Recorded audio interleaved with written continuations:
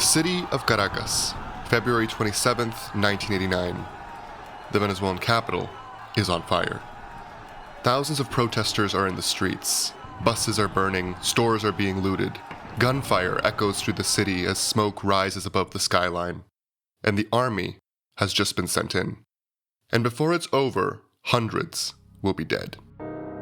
This is where the Venezuela of Hugo Chávez really begins. It was an uprising unlike anything the country had ever seen in its history.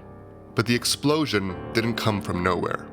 For 30 years, Venezuelans had believed that they lived in one of the most stable democracies in Latin America. Since the fall of the dictatorship in 1958, the new system had wrought order, elections, and oil-fueled prosperity. But beneath the surface, something was rotting. Oil wealth had created a political class that grew richer and more disconnected from the country it ruled. The ruling parties stopped listening. Corruption spread and poverty became devastating. And the democracy created after 1958 slowly became a system that existed only for itself. On February 27th, 1989, that system finally broke. The event became known as the Caracazo. 3 years later, a group of young military officers would try to overthrow the government. In Caracas, the assault would be led by an unknown lieutenant colonel who would soon enter the national spotlight, Hugo Chávez. But Chávez didn't create this crisis. He was created by it. When the military dictatorship of Marcos Pérez Jiménez collapsed in 1958, Venezuela's political leaders knew that they had one chance to avoid repeating the country's past. The major parties that had fought against the dictatorship had spent years underground, tortured in prisons or in exile. Now they came together to make a deal on how to structure Venezuela's new democracy. That agreement became known as the Punto Fijo Pact. But it was more than a pact between parties. It was an attempt to solve the two great problems that had destroyed Venezuela's first experiment with democracy. The first problem was domination by a single party. During the brief democratic period before Pérez Jiménez, one party, Acción Democrática, had become so powerful that many Venezuelans began to see it not as one party among many, but as a party trying to rule alone. That frightened the other political forces, and eventually, it frightened the military too. The second problem was the military itself. Venezuela's first democracy had lasted only 3 years before the armed forces overthrew it. If the new system was going to survive, the military had to be kept out of politics. So the leaders designed a new kind of democracy, one built on compromise, power sharing, and inclusion. The parties agreed to respect election results, to share important positions in government, and to avoid governing alone, even if one of them won. They wanted to make sure that no party and no general could ever dominate Venezuela again. But there was one important group that had been left out of the Punto Fijo Pact, the Venezuelan Communist Party. Like the other parties, the communists had also fought against the dictatorship, but by 1958, Venezuela was no longer entering the old world of military strongmen. It was entering the Cold War. Across the world, the ideological struggle between the United States and the Soviet Union was reshaping global politics, and in Latin America, a new revolution had just triumphed. In January of 1959, just weeks after the election of President Rómulo Betancourt, a young revolutionary arrived in Caracas, Fidel Castro. Castro had just taken power in Cuba, and Venezuela was the first country he visited after the revolution. Officially, he had come to celebrate the first anniversary of the fall of the Venezuelan dictatorship. But unofficially, he was almost certainly looking for something more: political support, money, and perhaps an ally in his attempt to spread the revolution across Latin America. At first glance, Betancourt may have seemed like a natural partner. In his youth, he had been a Marxist, but by 1959, his position had evolved. He believed that Venezuela needed democracy, economic development, and strong institutions, not revolution. The meeting between the two men became tense. Fidel Castro reportedly asked for financial support, but Betancourt refused. Venezuela's money, he said, belongs to the Venezuelan people, not to foreign revolutions. That moment marked a rupture. From then on, Castro changed strategies. He stopped trying to win over Venezuela's government. Instead, he would try to overthrow it. Throughout the 1960s, Cuba supported guerrilla movements and military rebellions inside Venezuela, as members of the Communist Party and other radical factions launched an armed struggle against the new democracy. There were uprisings inside the armed forces, including the Caracazo and the Porteñazo. In the city of Puerto Cabello, tanks rolled through the streets as Venezuelan soldiers fought other Venezuelan soldiers. Then, in 1967, Cuban-backed guerrillas landed on the Venezuelan coast in an attempted invasion known as the Machurucuto invasion. But the guerrillas never came close to taking power in Venezuela. Ironically, though, the guerrillas may have helped cement the Punto Fijo system, because they gave the Venezuelan military a renewed purpose. Remember, one of the greatest challenges facing the new democracy was keeping the armed forces out of politics. But now the military had something else to focus on. Instead of plotting coups, it was fighting an internal enemy. The armed forces had found a new mission, defeating the guerrillas and defending the democratic system. And as long as that struggle continued, the military had less reason and less opportunity to intervene directly in politics. The conflict also pushed the political system closer together. It convinced many Venezuelans that unity and stability mattered much more than ideological differences, and it reinforced the idea that only the two established parties, Acción Democrática and COPEI, could protect the country from chaos. In the short term, that made the Punto Fijo system stronger. But by the end of the 1960s, the armed struggle was beginning to fail. The guerrillas had been weakened. So when a new president, Rafael Caldera, took office in 1969, he adopted a different strategy. Instead of trying to destroy the guerrillas, he offered them a way back into civilian life. Caldera launched a policy known as pacification. Guerrilla fighters laid down their arms, the Communist Party was legalized, and former insurgents were allowed to re-enter politics and compete in elections once again.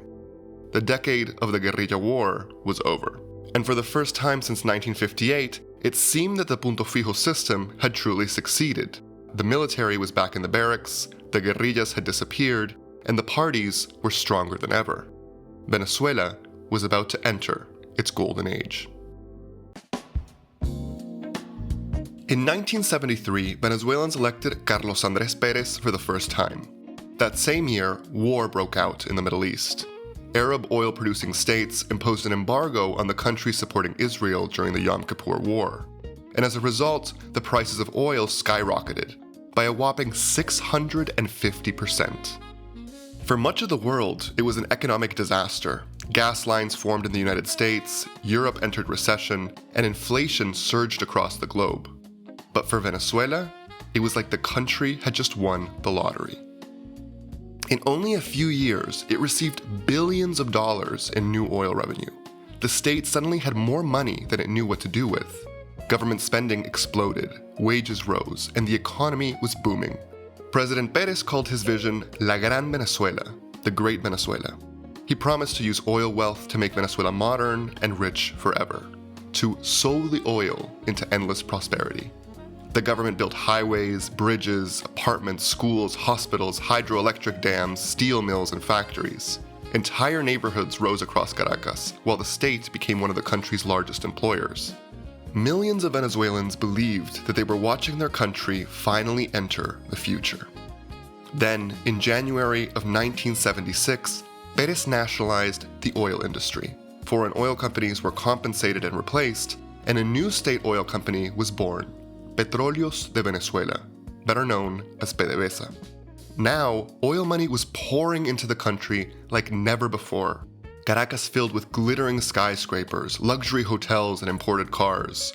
Some Venezuelans would fly to Miami for the weekend, just to shop. Many bought second homes there. Others returned with suitcases full of televisions, stereos, designer clothes, and whiskey. It was the era of "Tá barato, dame dos." It's cheap, give me two. They called it Saudi Venezuela, Venezuela Saudita. But beneath the glamour, the system was beginning to rot. The flood of oil money made the state richer, but it also made it more powerful, more wasteful, and more corrupt than ever. Politicians handed out jobs, contracts, and subsidies in exchange for loyalty. In other words, it became easier to get rich through political connections than through business. And as a result, a new economic elite emerged, businessmen with close ties to the government who received the most lucrative state contracts and grew magnificently rich alongside the political class. Venezuelans even coined a name for them, Los 12 Apóstoles, the 12 Apostles of Carlos Andrés Pérez. They were a circle of businessmen close to the president who seemed to benefit enormously from the oil boom and became symbols of a new alliance between wealth and political power in Venezuela. And as oil poured in, Venezuela's democracy stopped depending on the Venezuelan people because it realized that it could survive on oil. But that illusion of endless oil wealth couldn't last forever. And when it finally shattered, Venezuela entered a social, economic, and political crisis from which it would never fully recover. The first sign came on February 18th of 1983. Venezuelans would remember it simply as El Viernes Negro, Black Friday. For decades, the Venezuelan bolivar had been one of the strongest and most stable currencies in the world. $1 US had cost just 4.3 bolívares for almost a generation. Venezuelans traveled abroad, bought imported goods, and spent money as if the boom would never end. Then, overnight, that illusion collapsed. The government announced that the bolívar would be devalued. The dollar suddenly jumped from 4.3 bolívares to as much as 7.5 against the US dollar. Venezuelans suddenly saw their purchasing power collapse. But the crisis had been building for years. Since the 1960s, Venezuela had followed the model of import substitution industrialization. Now that's a big word, but the idea was simple. Instead of importing everything, Venezuela would use oil money to build its own industries. Factories would be built behind high tariffs, and the state would spend heavily, creating jobs and using oil money to finance development. And for a while, that worked. But in reality, many of those industries survived only because the state kept them alive. They were inefficient, expensive, and depended heavily on oil money. So instead of creating a diversified economy, Venezuela became more dependent on the state, and even more dependent on its oil. The government borrowed enormous amounts of money, while the state grew larger and larger. It employed more people, promised more benefits, created more subsidies.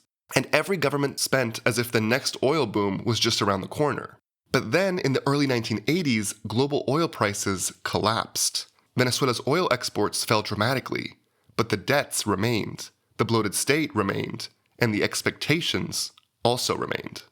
Suddenly, it became clear that the economic model of Saudi Venezuela was exhausted. Oil wealth could no longer be enough to sustain the enormous state, the clientelistic political system, and the promises that Venezuelans had been taught to expect from their government. In fact, oil wealth may have trapped Venezuela in a system it could no longer escape. For decades, Venezuelans had been told that the state would provide jobs, cheap dollars, housing, and prosperity, and the political parties had built their legitimacy on that promise. But now, the state could no longer deliver. Once the oil money disappeared, the weaknesses of the system were suddenly exposed. Government institutions were extremely inefficient. Corruption was everywhere. Politicians and business elites refused to give up the privileges that they had accumulated during the boom years. And while the system stopped working for ordinary Venezuelans, it continued to work very well for the people at the top. Inflation rose, poverty grew even more, and the divide between the wealthy neighborhoods of eastern Caracas and the poor, sprawling barrios on the hillsides grew wider and wider. The illusion of Saudi Venezuela was dying, and with it, the legitimacy of the entire political system. Then came the return of Carlos Andrés Pérez. In 1988, Pérez ran for president for a second term. Under the Venezuelan constitution, presidents could not be re-elected immediately, but they could return after sitting out 2 presidential terms, 10 years later. On paper, this looked like a clever solution. It prevented any one man from remaining in power for too long. But in practice, it created another problem. It meant that former presidents never truly disappeared. They spent years preparing to return, and it left little room for the younger leaders to rise inside the party. Venezuelan politics became dominated by the same old faces, again and again. But that's not what Venezuelan voters were thinking about during the 1988 election. They remembered Carlos Andrés Pérez as the president of Saudi Venezuela, the country of oil wealth, easy money, and prosperity, the man of "Tá barato, dame dos." Millions of Venezuelans looked back on the 1970s as a lost golden age, and Carlos Andrés Pérez promised to bring it back. He campaigned like a man returning to save the country. Crowds filled his rallies where supporters chanted his name. And in December of 1988, Carlos Andrés Pérez won by more than 1 million votes, becoming the first former president in modern Venezuelan history to return to power 10 years later. But Pérez understood something that many Venezuelans did not. The country he had governed in the 1970s no longer existed. This was not the Venezuela of cheap dollars and overflowing oil money. It was a country drowning in debt, corruption, and economic crisis. And President Pérez had no intention of governing the way he had before. Instead of restoring the old system, he was about to try and dismantle it.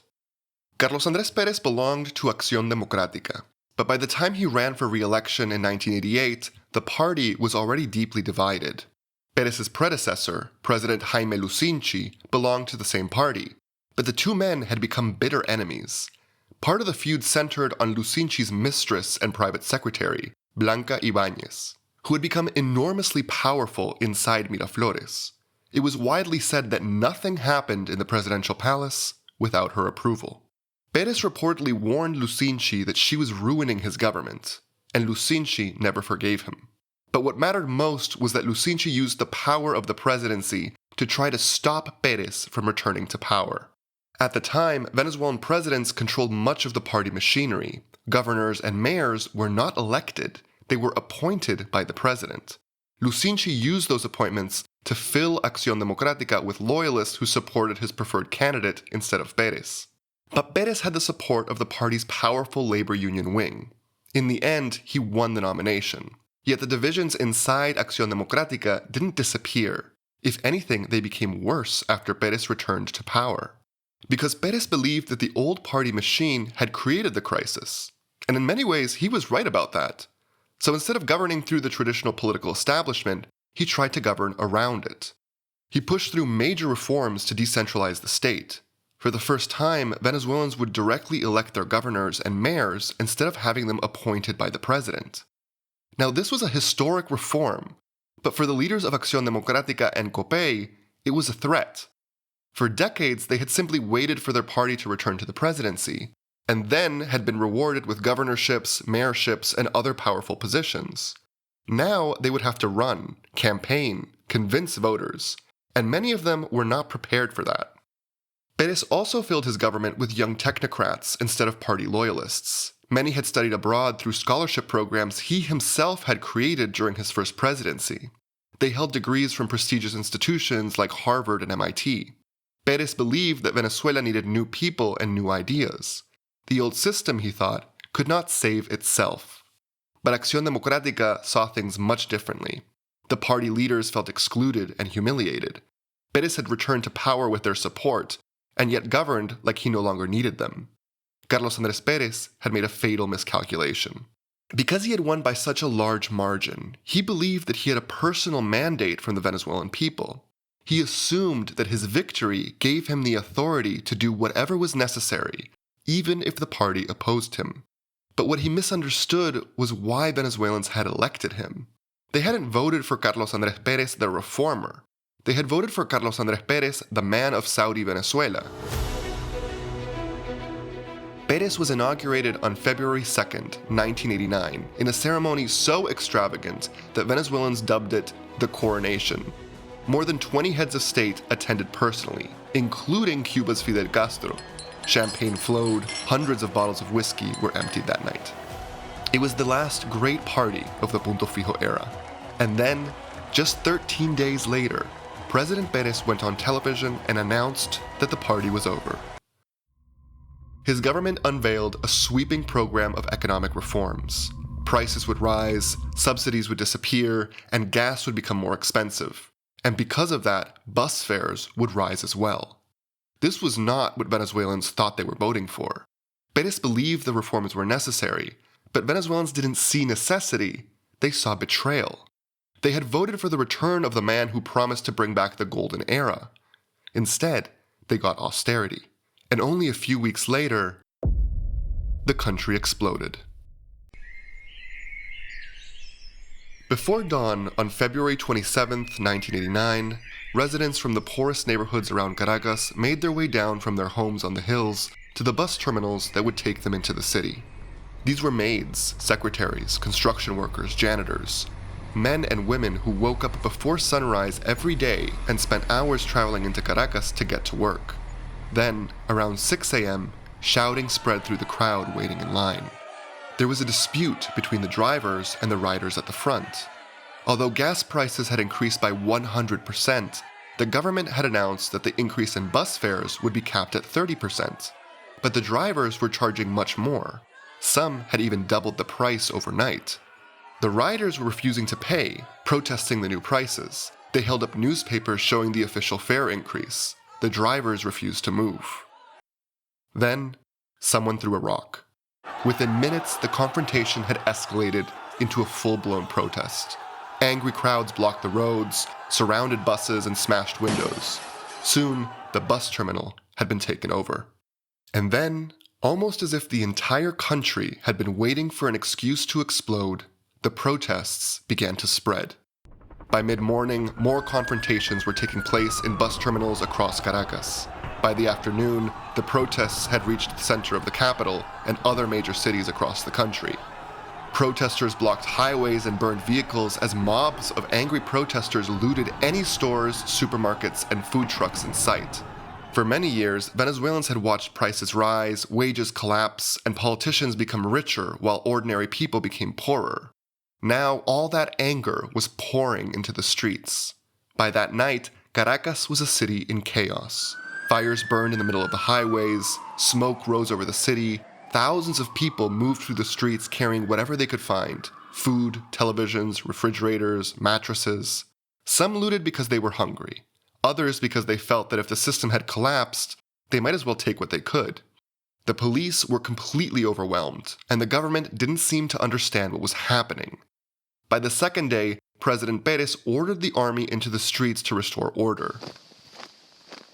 Activating a military contingency plan known as Plan Ávila, young soldiers were sent into Caracas and other major cities, and a curfew was imposed. Many of those soldiers came from the same poor neighborhoods that were now in revolt. They looked out from the military trucks and saw their own streets, their own neighborhoods, their own people. But they had been given an order. In some places, there were armed clashes between the army and criminal groups that had joined the chaos. In one neighborhood, soldiers responded to sniper fire by spraying entire apartment blocks with machine gun fire. In many others, the army opened fire on civilians.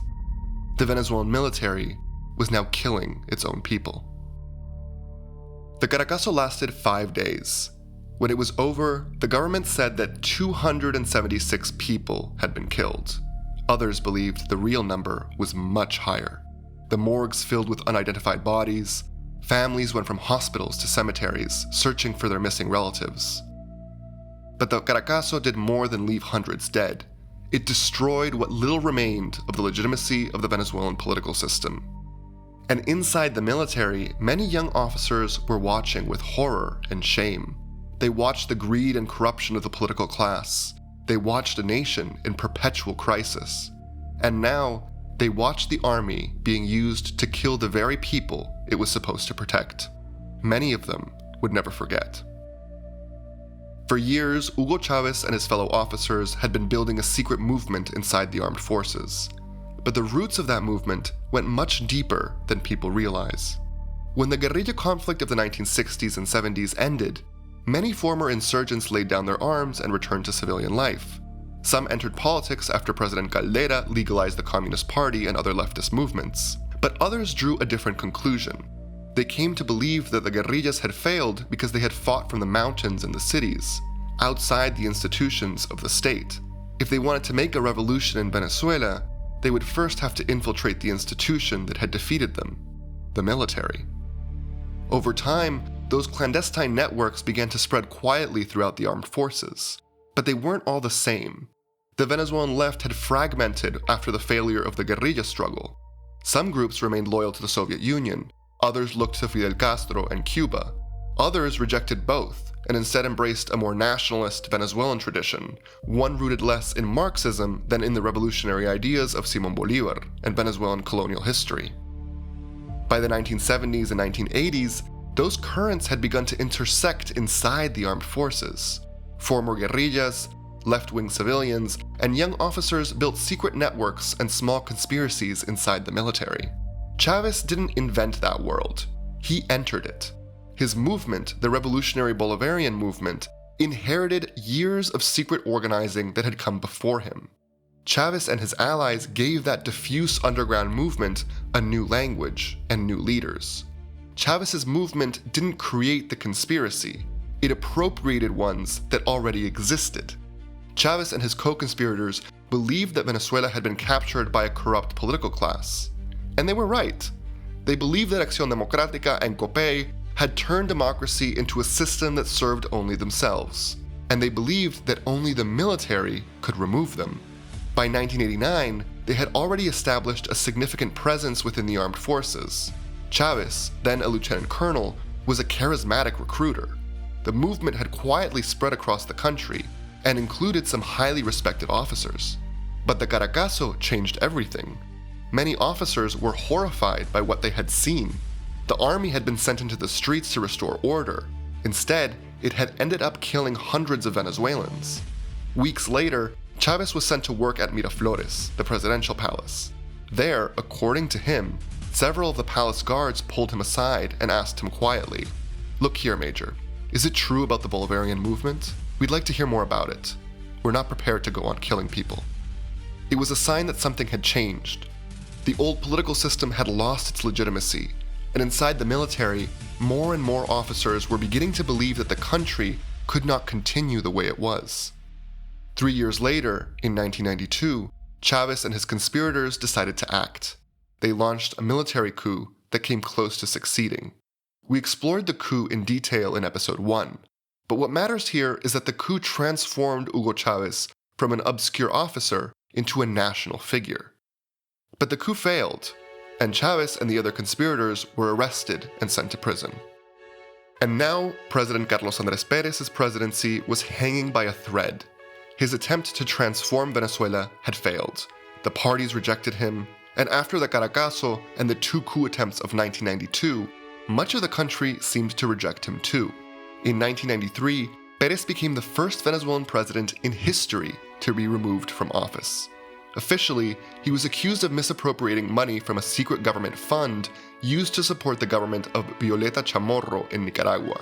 But this was, above all, a political trial. The accusation was almost beside the point.